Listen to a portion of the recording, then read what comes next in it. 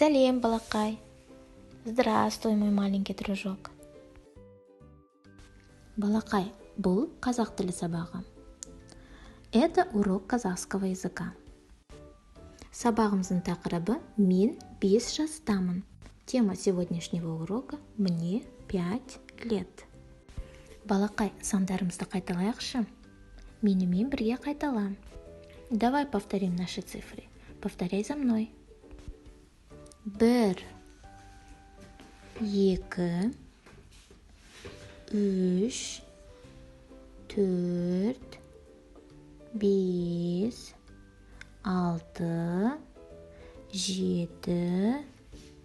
7, 8, 9, 10. Жарайсың. Балақай, енді суретке қара және қайтала. Сен неше жастасың? Сколько тебе лет? Мен 5 жастамын. Мне 5 лет. Жарайсың, балақай. Енді суретке қара, тыңда, қайтала.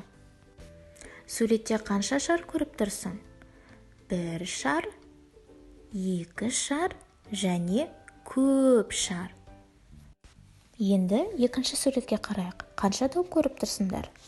1 доп, 2 доп және көп доп. Көп доп дегеніміз, балалар, бұл много. Көп, много. Тағы да қайталаймыз.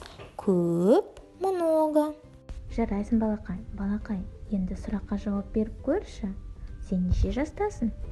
А теперь попробуй ответить на вопрос. Сколько тебе лет? Поставь видео на паузу и ответь. Ребята, а теперь вам следующее задание. Сен неше жастасың? Жасыңа сәйкес топтың суретін сал.